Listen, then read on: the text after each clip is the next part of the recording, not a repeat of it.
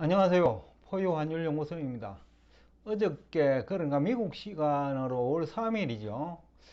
연준이 기준금리를 0.25% 인상을 하고 그 다음에 고용도 4월 고용입니다. 증가율도 발표를 했는데 대부분 국내에서는 금리 인상한 것 중심으로 보도를 했습니다만은 고용도 굉장히 중요한 경기 지표지요.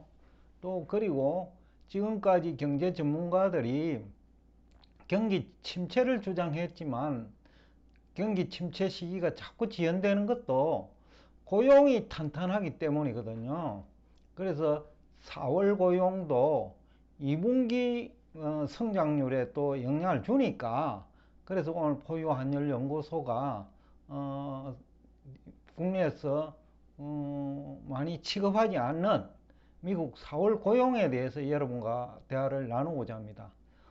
일단 4월 고용은 경제 전문가들의 전망보다는 크게 증가했어요. 부문별로 보면 서비스 부분이 전문가들은 7.5만 명 증가할 거로 봤는데 거의 서비스 부분에서 많이 증가했어요. 특히 이제 여행, 여가 부분에서 15만 명 가까이 증가했고, 여기서 뭐 한 7 내지 8만 명을 예상을 했는데 거의 두 배로 증가했죠. 그 다음에 교육, 의료 서비스 부분도 전문가들은 한 1.7만 명 증가할 거로 봤는데 실제 뚜껑을 열어보니까 6.9만 명이니까 한 4배 정도 증가했죠. 그러니까 경제 전문가들이 그 고용 시장을 너무 비관적으로 봤는데 실제 그 노동부 통계는 굉장히 좋게 나왔다. 쉽게 하면 서프라이즈죠. 근데 이제 뭐 4월 초만 하더라도 경제 전문가들이 기업 구인 건수, 구인 건수도 매월 발표하죠. 구인 건수가 한때 뭐 150만 명, 160만 명 이래 되니까 굉장히 구인 건수가 많다라고 했는데 지난 3월에는 그 4월 초가 이제 3월 구인 건수죠. 90만 명대로 툭 떨어졌단 말이죠.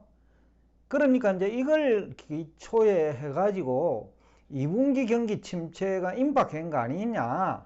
이것이 경기 침체 원인이 결국은 금리 인상 부작용이다 라는 얘기를 했었죠. 근데 4월 고용을 보니까 예상보다 고용이 크게 증가했으니까 3월과 거의 비슷하기는 한데 전문가 예상보다 크게 증가했으니까 뭐 크게 우려할 거는 아니다라는 해석이 가능하거든요. 그래서 이제 이게 또 여러 가지 또 시사점도 있어요.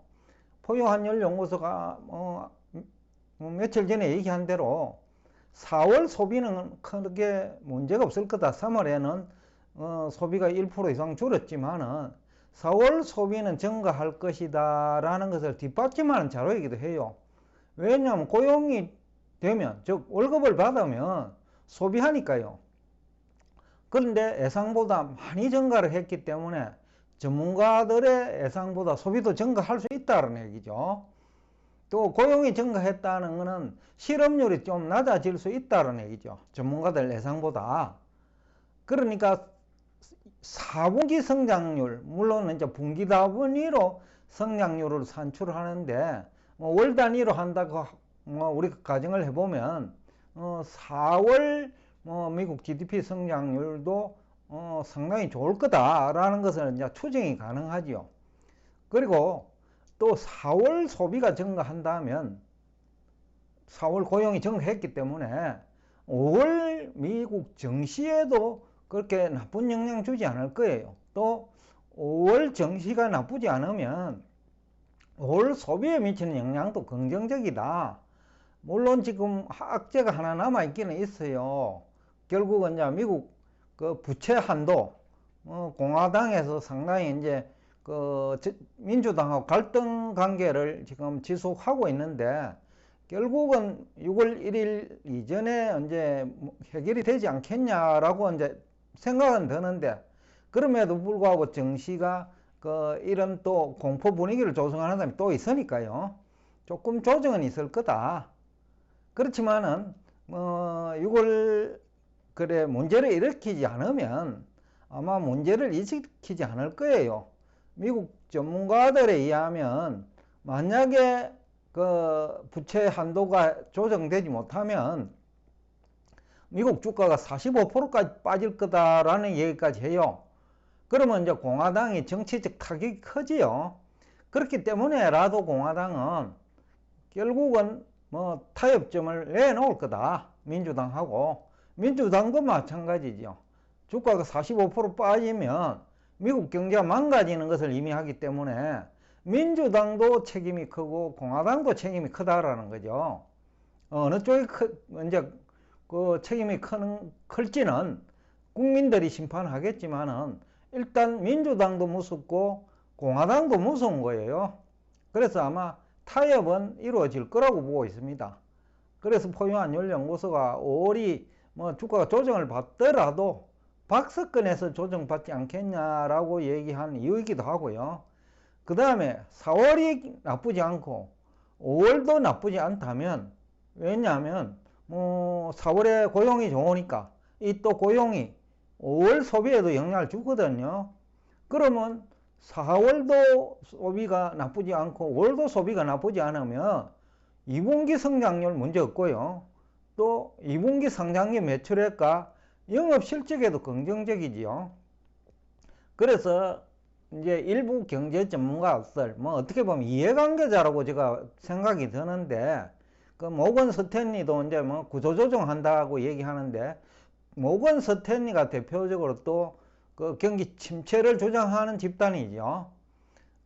웰스파고하고, 웰스파고도 지난번에 실적이 엉망이더라고요. 1분기. 모건 스탠리도 이제 구조조정하는 것으로 지금 알려지고 있는데, 결국은 이제 침체 배팅 하다 보니까 국채 투자에도 손실이 일어나고 주식 올라가는데도 그 상승에 배팅 못하고 하락 쪽 배팅 할 수도 있고, 그러다 보니까 이제 손실이 크고 결국 구조조정을 해야 되는, 모건 스탠리가 투자은행 성격이 강하거든요. 상업은행 성격보다는. 그러다 보니까 아마 거꾸로 갔지 않나라는 생각도 들어요. 그래서 구조조정을 하지 않을 수밖에 없는 거 아니냐.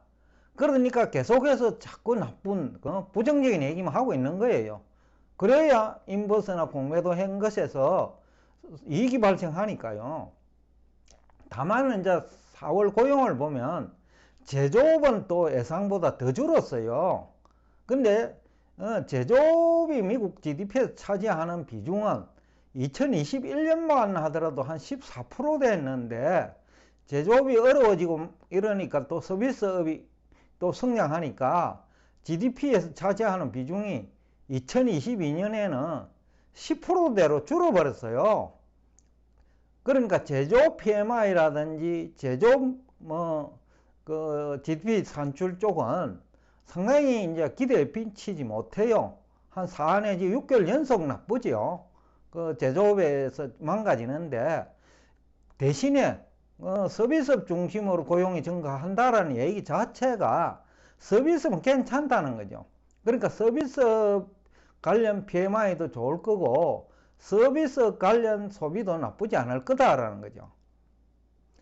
그리고 또 하나는 그 제조업 경기 지표가 나쁘니까 제조업 관련 주식에도 부정적 영향을 미칠 거죠. 그래서 제조업이 양극화되는데, 특히 중소형 주식이 많이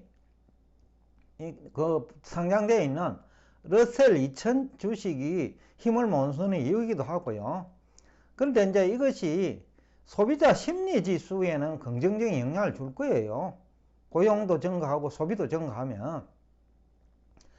그리고 서비스 PMI 지수도 제조업과 달리 나쁘지 않을 거라는 것도 우리가 미루어 짐작할 수가 있죠. 이것은 또 나아가 2분기 경기 침체 논쟁이 아마 그 고용 실적에 이어 소비 실적까지 나쁘지 않다면 2분기에는 침체가 없을 거다. 그리고 3분기에도 그 침체가 있을지는 모르지만은 죄송합니다. 크게 또 뭐 둔화될 그런 확률이 낮다는 것을 또 우리가 예상해 볼 수 있겠죠. 여하튼 오늘 그 미국 4월 고용이 의미하는 바가 적지 않다는 거예요. 그러니까 증시에 심리적으로 미치는 영향도 4월 고용과 함께 4월 소비까지 생각보다 즉 전문가들의 예상보다 증가한다면 결국 5월 증시에도 부정적인 영향은 크지 않다. 지금까지 많이 올랐으니까 또 어느 정도 오르고 나면 또 조정도 있을 수 있으니까요. 그것 때문에 조정은 있을 수 있지만은 다만 앞에서도 얘기했지만은 큰 악재 하나가 이제 미국 부채 한도인데 정부 부채 한도입니다. 이것이 이제 과연 6월에도 해소되지 않느냐, 6월 초까지. 이것은 이제 큰 악재가 될 수 있는데 아마 포유환율연구소는 6월 1일 전으로 해가 결국 크게 증시나 미국 실물 경제, 상업용 부동산 문제도 있으니까요. 민주당도 공화당도 조심스럽다라는 거죠. 거기 끌고 가면 미국 경제가 망가질 수 있기 때문에 결국 6월 1일 전후로 해가지고 합의가 되지 않겠나라는 얘기를 하면서 오늘 여러분과 대화를 여기서 끝내겠습니다. 오늘도 끝까지 경청해 주셔서 대단히 감사합니다.